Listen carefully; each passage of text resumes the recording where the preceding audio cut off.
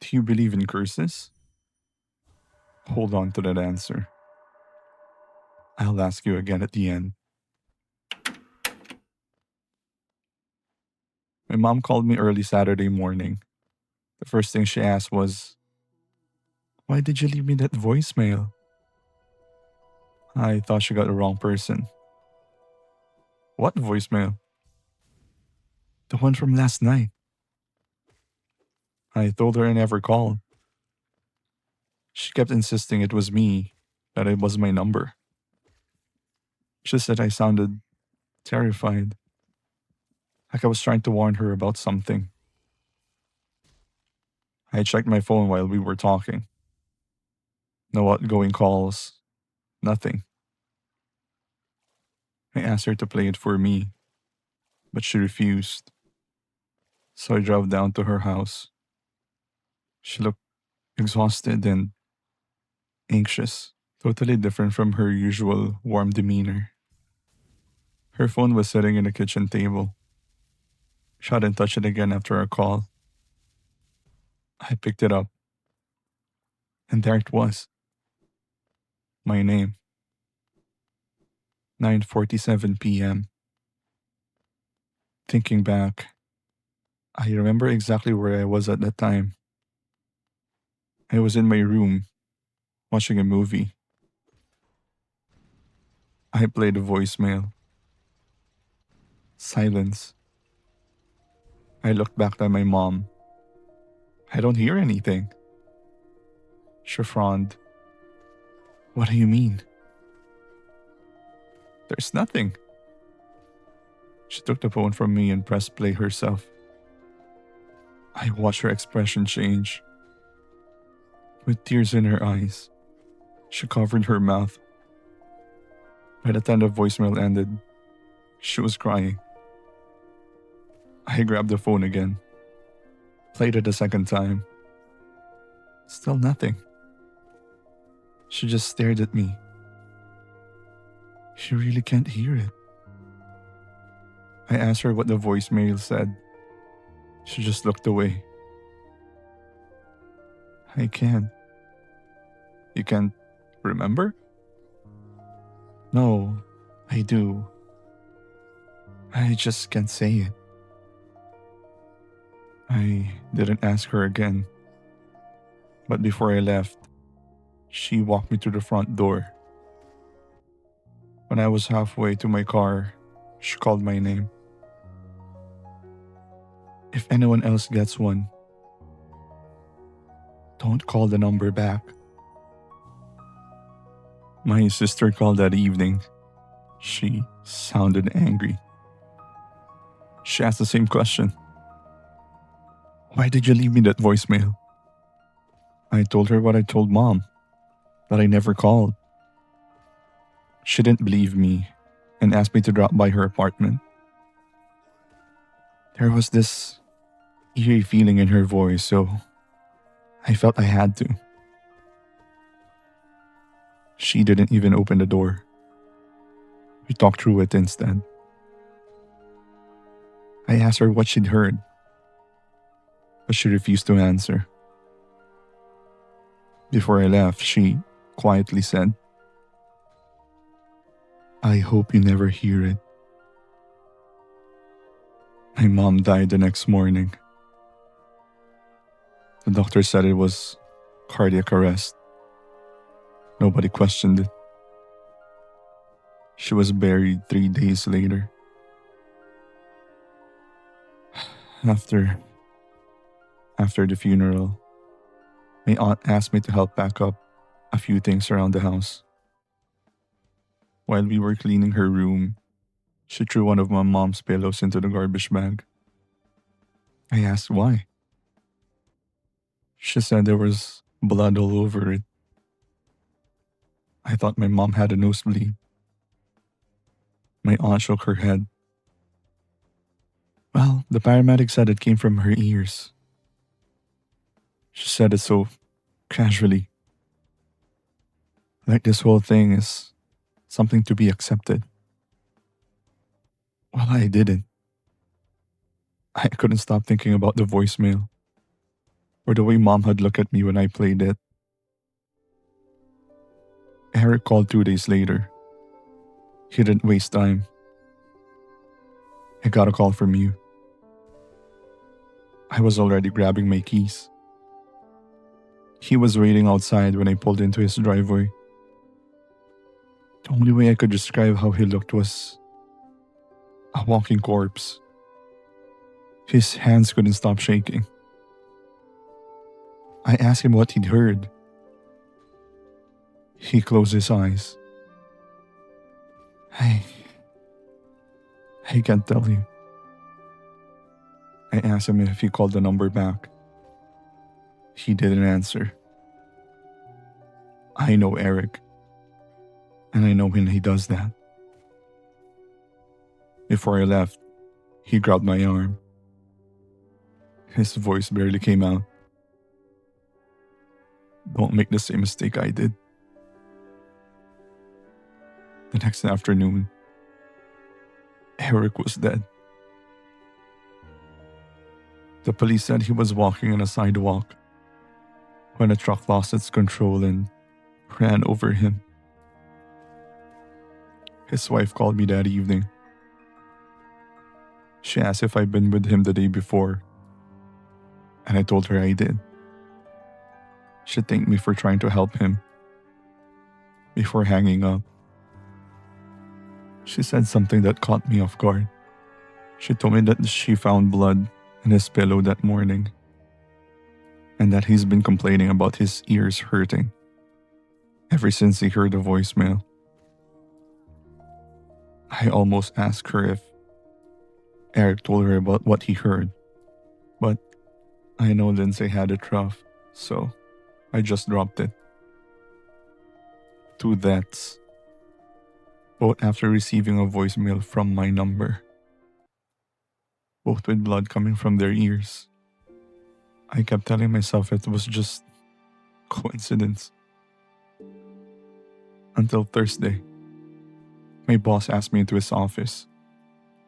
He showed me his phone. Another voicemail from me. The timestamp was from the night before. I hadn't called him either. He asked if someone had access to my phone. I told him no. He asked if I knew anything about the voicemail, and I said I didn't. He just looked at me for a long time before speaking again. If this is some kind of prank, it's not a good one. I left his office feeling sick. Halfway through the afternoon, my phone vibrated. When I checked, it was the local police. The officer left me a message asking if I could come in the following morning to answer a few questions. 3 people connected to me had received strange voicemail from my number. 2 of them were already dead. I know how that looks like. I couldn't sleep at all that night. I'm still trying to piece everything together. Why the voicemail? And why me? The office never opened the next morning. People stood outside, waiting until someone came up and told us to go home. My boss had been found dead behind his desk. Cardiac arrest. He was relatively healthy and active. No history of heart problems. One of my coworkers quietly mentioned that there'd been blood around his ears. 3 people. 3 voicemails. 3 unexplained deaths. I checked my phone. Every call, every text. But nothing. No calls were made on my phone. But one number kept appearing. Mine. Always leaving voicemails. And it's always the same number. Mom's warning kept replaying on my head. Don't call the number back. Eric's warning followed right behind it. Don't make the same mistake I did.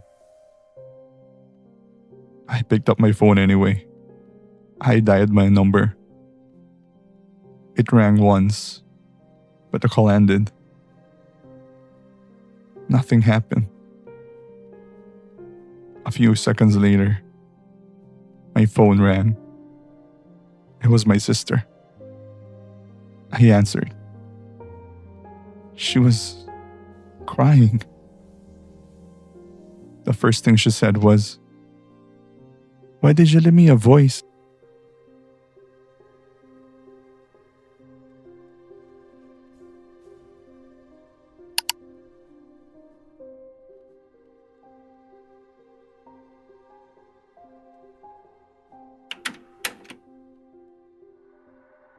What do you wish for? No, seriously. Think of one. Got one? Good. I spent 6 years chasing stories nobody cared about. Town council meetings, opening of restaurants, high school fundraisers. My boss keeps promising me a good story, but always finds a way to give it to someone else. So, when he sent over new documents and told me to drive 4 hours to a town that supposedly granted wishes, I thought he was joking. This town had become a tourist attraction over the last decade. People came from all over the country to make a wish. Some swore it changed their lives. Those who never went there claimed that it's a scam. The internet couldn't agree on anything except one thing. Everyone's heard of it. So, what's the story? I asked. My editor just shrugged. Figured that out. I went over the documents. There were articles about different cases. A man jumped from his office building believing he could fly. He survived, but he wouldn't be walking again. When the paramedics asked what happened, the man just said he was just flying earlier that day. Another article described a woman arrested after walking into a stranger's home and refusing to leave. She kept insisting she lived there for 20 years. The owner had never seen her before. The last few pages were nothing but glowing reviews from people that went to see the town. Best trip of my life. It really works. I finally get everything I wanted. There wasn't a single complaint. I closed the folder. This is a waste of time. My editor smiled.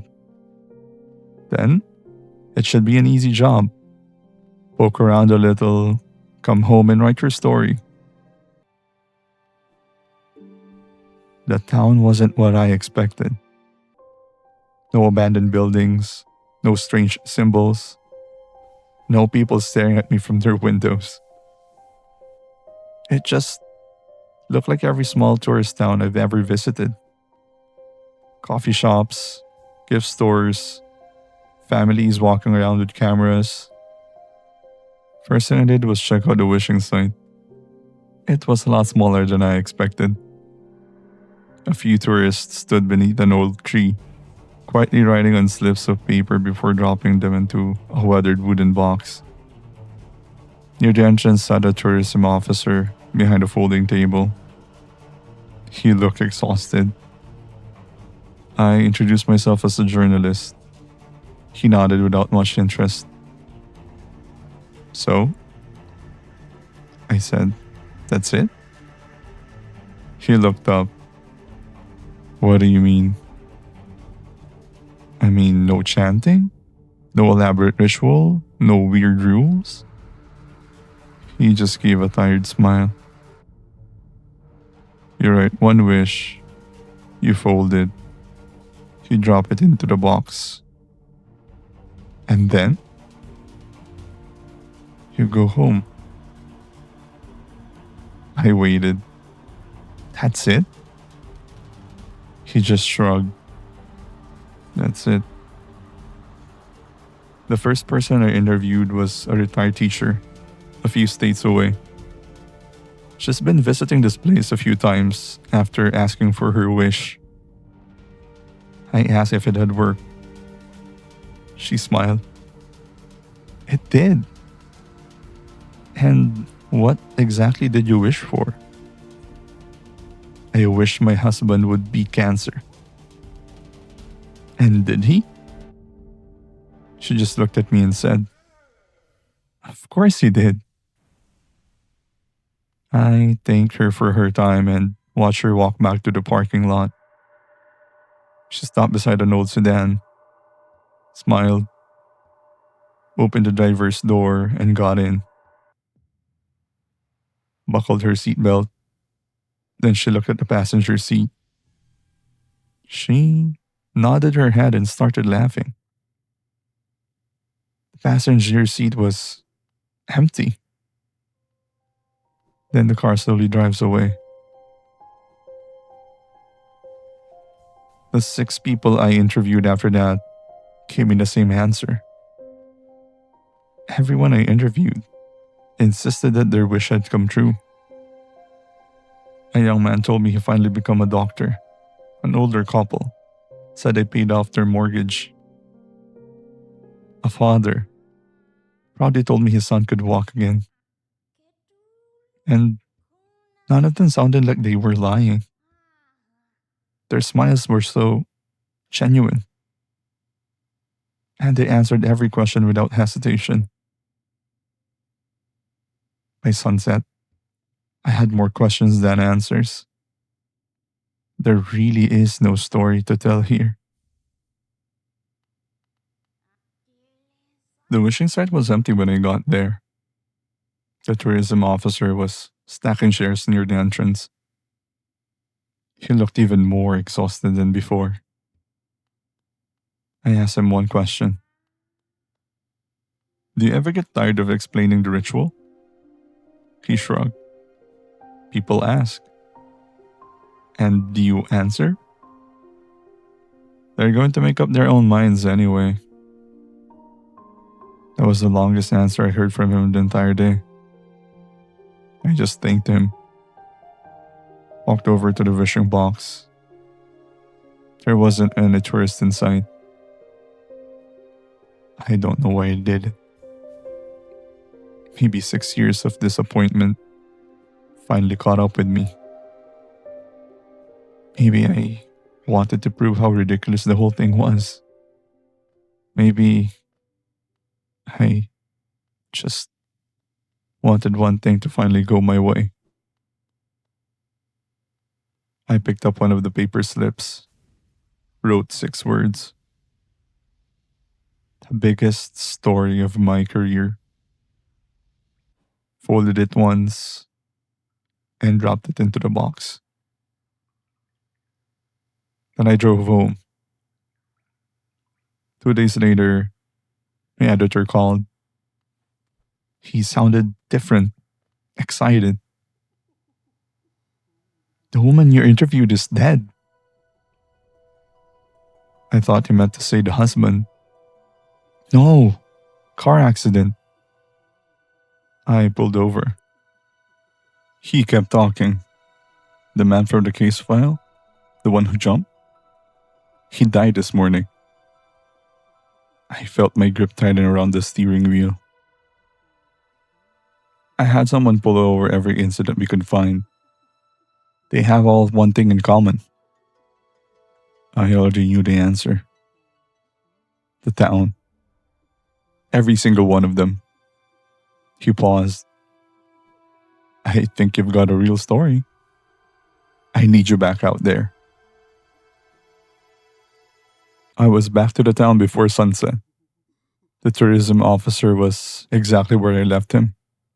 Same chair, same office, with the same tired expression. He barely looked up as another family walked past him, going to the wishing box. He handed them a piece of paper, watched them write, fold it, drop it into the box. Then he quietly collected the next stack. I watched him for hours. Every evening, after the last tourist left, he'd empty the box into a canvas bag before walking across town. The third night, I followed him. He unlocked a small shed behind the visitor center. The lights came on. A few minutes later, they were off. But he never came back out. I waited another 10 minutes before walking over. The door wasn't locked. Inside were shelves filled with thousands of folded wishes. Some looked decades old. Others were new. In the middle of the room sat a weathered wooden statue. No face or inscription. Just fresh flowers placed at its feet. My heart started racing. I pulled out my phone and started taking pictures. Then I heard the door close behind me. When I looked back, it was him, standing there. He didn't look angry. He didn't even say a word. He just started walking toward me, slowly. I backed away. My hand brushed against a workbench. There was a screwdriver lying beside the toolbox. I grabbed it. "Don't come any closer." But he kept walking. I yelled again. Nothing. He reached for me, and I drove the screwdriver into his chest. He collapsed immediately. For a second, neither of us moved. I stumbled outside and called my editor. "I found him." "What?" "I found who's behind it."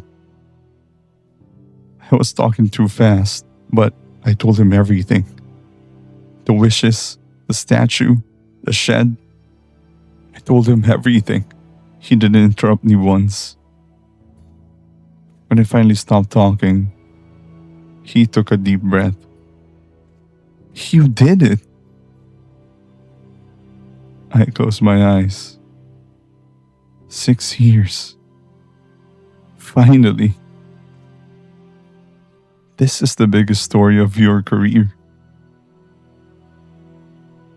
I emailed him every interview I recorded, every photo, every note. I smiled. "They're here. I'll call you later." I hung up and waited for the police. They surrounded me almost immediately. One officer took the screwdriver from my hand. Another pulled my arms behind my back. I laughed. "No, you got the wrong person. He's inside. It's the tourism officer. He was behind everything."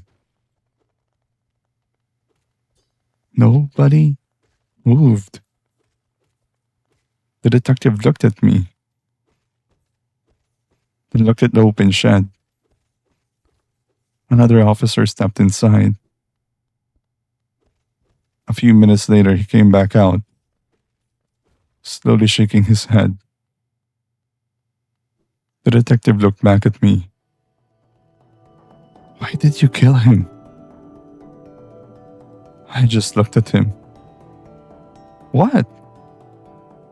"The tourism officer. You stabbed him." "Yes, well, he was killing people." "No, he worked here. That's all." I shook my head. No, I've sent everything. My editor has it." The detective's expression changed. "We spoke to your editor. He never got any files. He said you called him, But you spent the entire conversation thanking him. I thank him for what? For giving you the biggest story of your career. I couldn't speak. Another family had just arrived. Their little girl picked up a blank piece of paper. Her parents smiled as she started writing.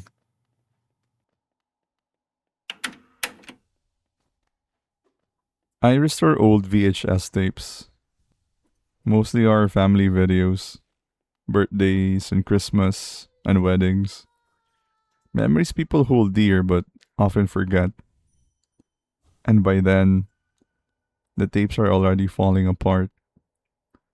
Colors fade and the audio warps.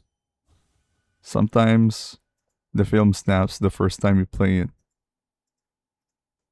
They send them to me because memories don't last forever.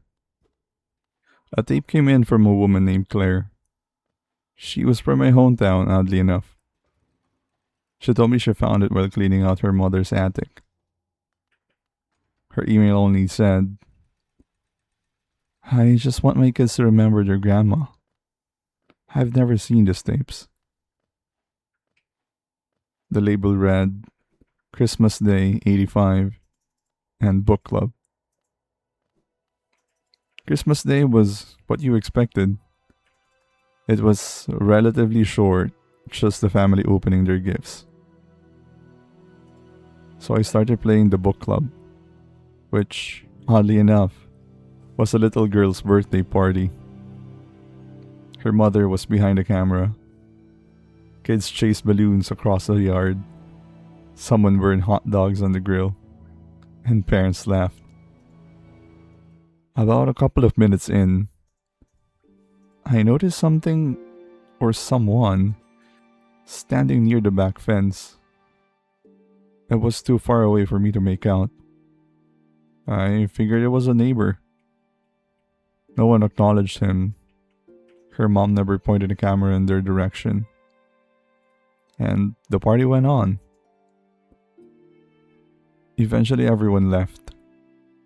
The camera was placed in the kitchen table. The screen faded to black. I was ready to stop it, but the recording started again. It was dark. The decorations were gone, and the house was silent. Then there was heavy breathing and footsteps. Then a bedroom door opened. The client's mother walked into frame. Her dress was covered in blood. She looked straight into the camera. There. Her voice shook. Are you happy now? And she started crying. I did it. The tape stopped. I replayed it twice. But I restored it anyway. I told myself it had nothing to do with me. My job wasn't to question what was on the tape. I was there to preserve it.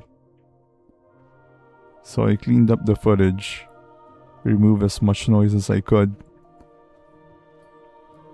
A few days later, another package arrived. This was from a different customer.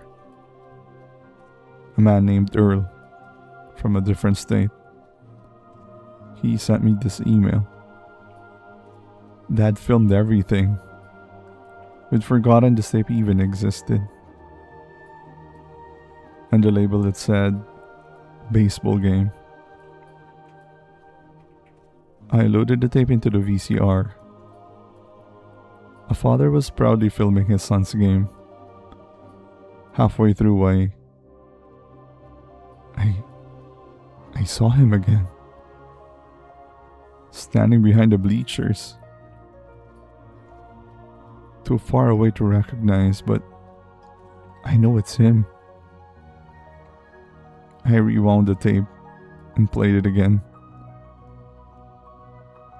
He was still there. I looked closer to the screen. There was a blip in the video, and it went static for a second. Just another flaw of this deck, I said. The video continued on.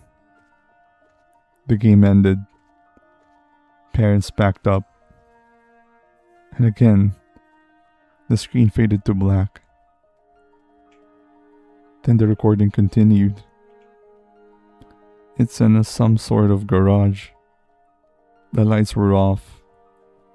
The camera shook as someone picked it up. A young woman stepped into frame. She couldn't have been older than 20. Blood soaked through her sweater. Her entire body trembled. There. She struggled to breathe. Are you happy now? She looked somewhere beyond the camera. I did it.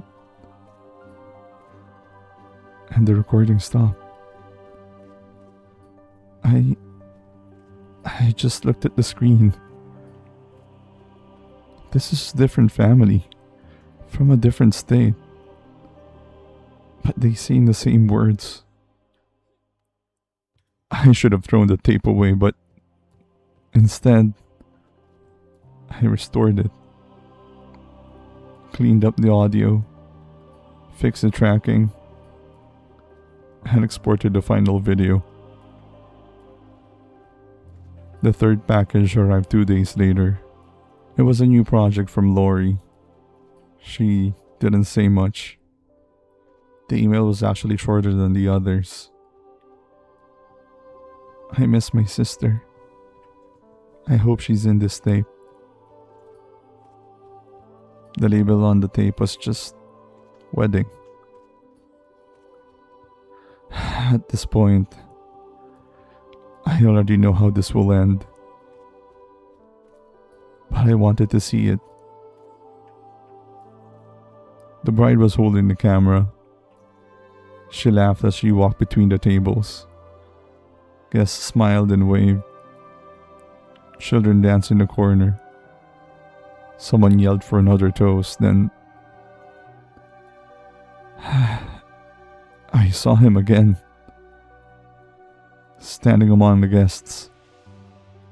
Nobody was looking at him, and the bride would just walk past. I paused the video, counted every person sitting at the table, and there he was, among the guests. I tried zooming in, but the video went into static. Maybe he's always been there. Maybe it was just another tape damage. When the video came back on, the reception hall was empty. The bride walked into frame,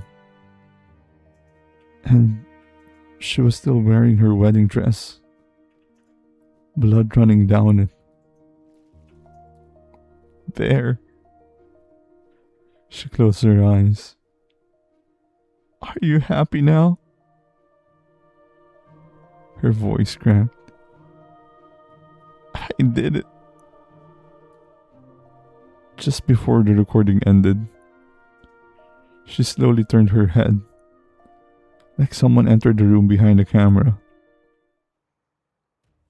And that's where it ended. I sat there for a long, long time. 3 different customers, different families, and different tapes. But they all said the same confession. And I saw the same figure, man, woman, I don't know. I almost deleted every file, but instead, I convinced myself I was just reading too much into old recordings. People grieve in strange ways, I guess.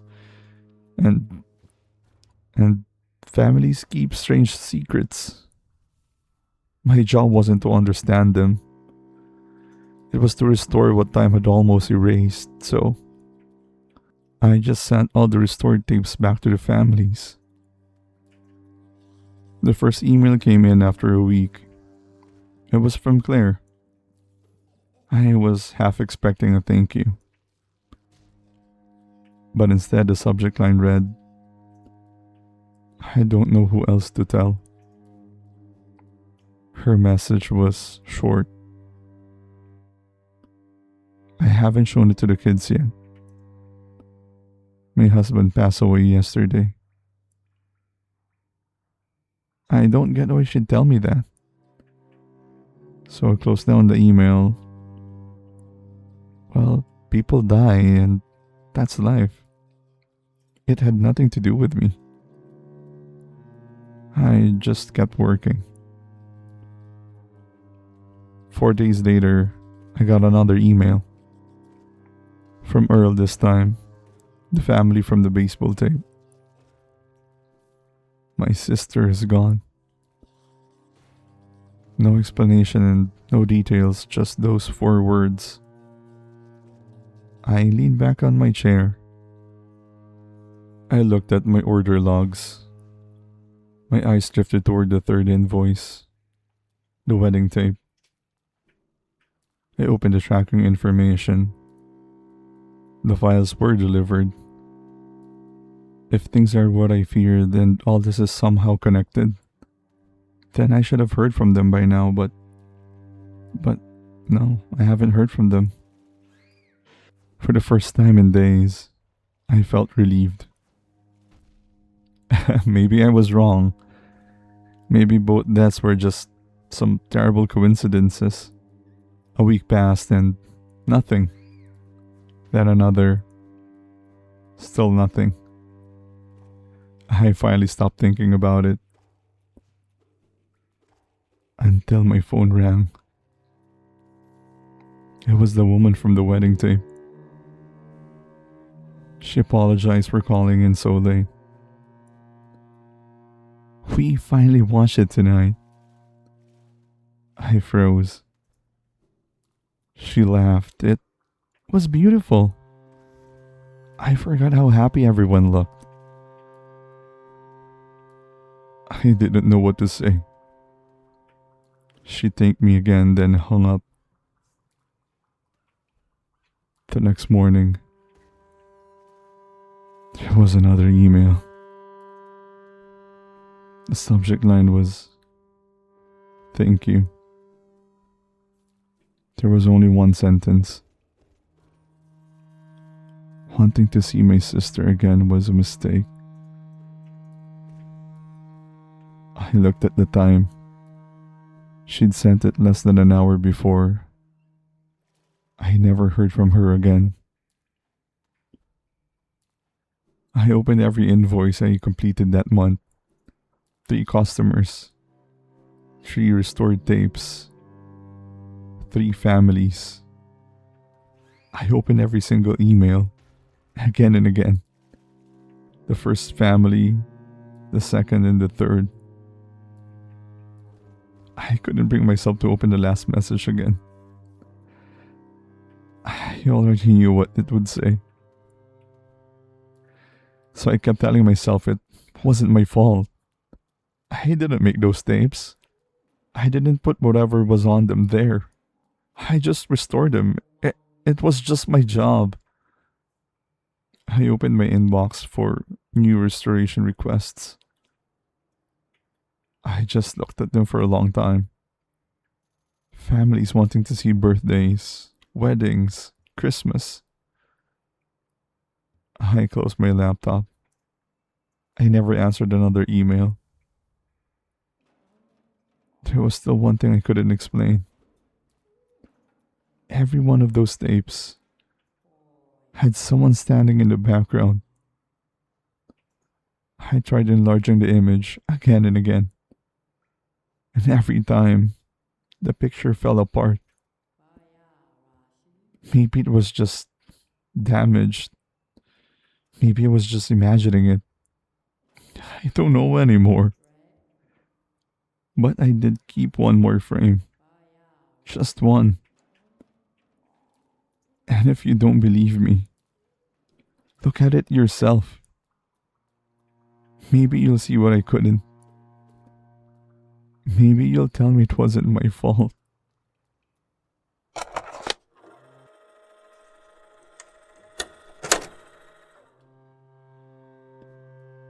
There.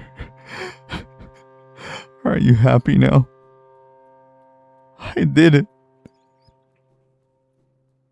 And so, do you believe in curses?